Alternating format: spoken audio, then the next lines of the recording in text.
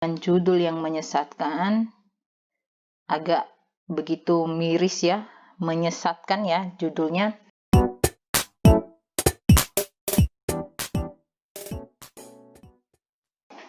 Oke, selamat datang kembali lagi bersama saya di channel Elvianis. Ya, mungkin teman-teman mengalami hal seperti ini ya, mengalami hal yang sama.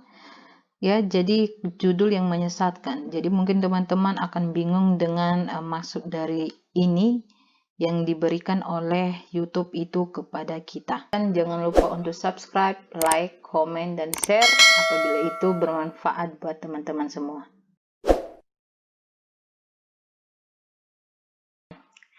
Jadi permasalahan channel kita kena dismonet karena judul yang menyesatkan itu karena metadata kita yang tidak sesuai, dan ditambah lagi dengan peraturan YouTube yang sangat ketat.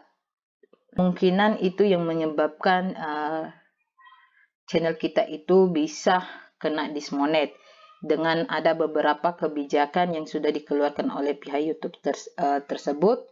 Sehingga kebijakan itu mungkin termasuk channel kita atau konten-konten kita itu bagian dari kebijakan tersebut, sehingga termasuk pelanggaran kebijakan YouTube. Judul yang menyesatkan itu bisa karena konten kita yang masuk ke bagian spam, sehingga YouTube itu mengidentifikasikan channel kita itu masuk ke dalam pelanggaran kebijakannya. Jadi sehingga channel kita itu bisa kena dismonet. Yang sering digunakan atau konten yang berulang ya, bisa itu termasuk konten reuploader ya, reuploader dan cuplikan-cuplikan video orang lain yang kita selipkan di video kita yang original, dan bisa itu kena konten spam. Jadi itu mungkin salah satu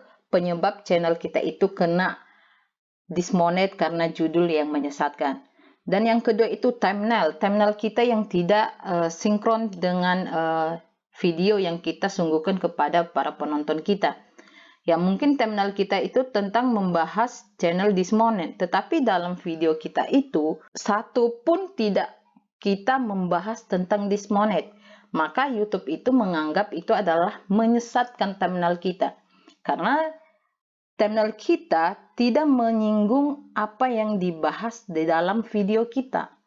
Nah, jadi teman-teman ketika teman-teman membuat thumbnailnya itu, usahakan ambil kesimpulan thumbnail itu dari video yang kamu punya, sehingga aman dari pelanggaran. Jadi ya, mungkin itu juga salah satu yang menyebabkan channel kita itu kena dismonet walaupun channel kamu itu original. Lebih parahnya lagi buat konten-konten reuploader. Kontennya bermacam-macam sumber-sumber video, sehingga dibuat dalam satu video, dibuat sebuah thumbnail ya. Itu sangat tidak sesuai ya. Karena itu video yang dibuat oleh konten reuploader itu adalah potongan-potongan video, dan itu YouTube mendeteksi hal demikian itu spam. Jadi itu bisa membuat channel kita itu dismonet, karena yang dikatakan YouTube itu tentang pelanggaran yang kita kasih di sini itu adalah judul yang menyesatkan. Jadi metadatanya yang tidak akurat ya. Oke, dan masuk kita ke dalam permasalahan ketiga tentang kebijakan ini, dismonet kita ini, tentang judul yang menyesatkan. Yaitu selain dari thumbnail, itu juga disebabkan karena komentar spam.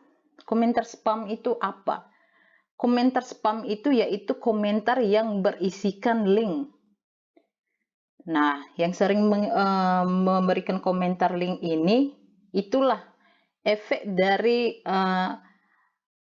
kamu memberikan komentar itu sehingga berdampaknya pada yang memiliki video. Jadi buat teman-teman yang memiliki channel atau mungkin yang memiliki video, usahakan setting bagian komentar kamu itu untuk ditinjau komentar-komentar yang masuk, supaya channel kamu itu tidak dideteksi oleh pihak YouTube itu sebuah pelanggaran. Bisa loh channel kita kena dismonet gara-gara komentar-komentar ini. Jadi buat teman-teman yang memiliki channel, usahakan channelnya itu di setting bagian komentarnya. Tadi ya, bagian komentar. Jadi komentar itu tidak langsung terpublikasikan gitu. Jadi dia ditahan, ya. Jadi tadi di sini banyak banget. Jadi itu saya tinjau dulu. Jadi kalau itu tidak berkenan untuk kita publikasikan, ya udah kita hapus. Nah, karena itu bisa menyebabkan channel kita itu kena dismonet. Kebijakan berikutnya tentang dismonet channel itu karena komentar yang berulang. Apa sih komentar berulang itu? Komentar berulang ini YouTube itu menyampaikan bahwa komentar yang sering digunakan oleh komentator, ya. Contohnya ketika kita buka komentar-komentar itu seperti ini, nah ini bisa menyebabkan loh channel kita kena dismonet. Kalau kata-kata seperti ini itu membanjir di video kita, itu bisa kena kita. Walaupun kita punya channel original ya.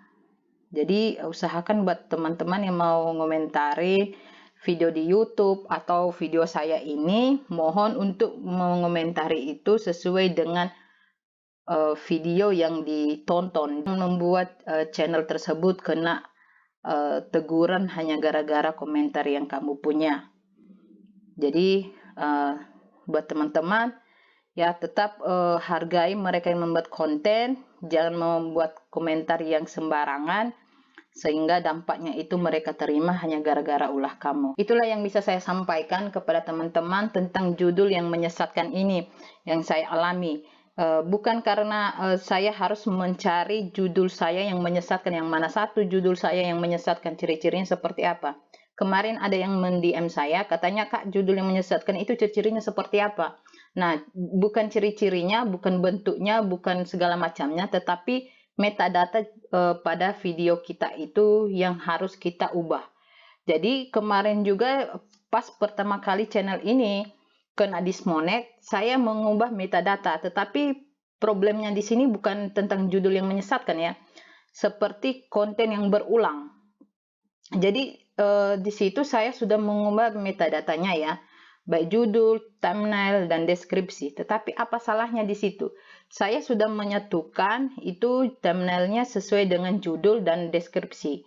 Tetapi yang salahnya di situ adalah video. Video itu yang tidak sinkron dengan judul yang kita berikan. Karena itu hasil copot-copot, hasil nyomot sana konten yang saya buat. Karena itu konten reuploader ya. Jadi saya buat dalam sebuah video, jadi saya publikasikan di YouTube ya. Kenalah di situ channel itu pertama kena dismonet. Dan saya melakukan peninjauan itu selama 3 kali peninjauan. Jadi 3 bulan dong kan, 3 bulan. Ini buktinya. Di sini saya melakukan pembuktian bahwa channel ini pernah bagian analitik ya. Pernah mengalami pernah membuat peninjauan 3 kali tetapi gagal ya yang ini.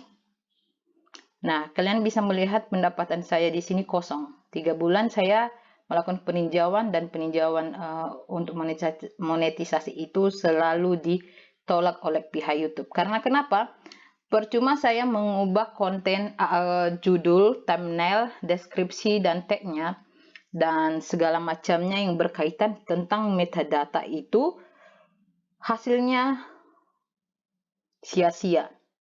Saya membuang-buang tenaga, pikiran, dan kota hanya menyelesaikan permasalahan yang tidak akan bisa terselesaikan oleh saya sendiri. Dan cara satu-satunya waktu itu ya menghapus konten yang saya miliki, walaupun viewernya sudah menyampai 1 juta, ada yang sudah ratusan, aduh viewernya udah gede-gede banget lah.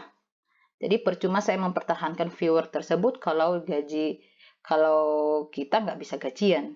Kan kita membuat YouTube kan pasti kita memikirkan gajinya kan. Ya nggak mungkin kita membuat YouTube cuma story-story gitu doang. Apakah ada orang yang membuat YouTube nggak mau gajian? Ya, nggak ada. Pasti mereka akan memikirkan bagaimana saya bisa mendapatkan hasil.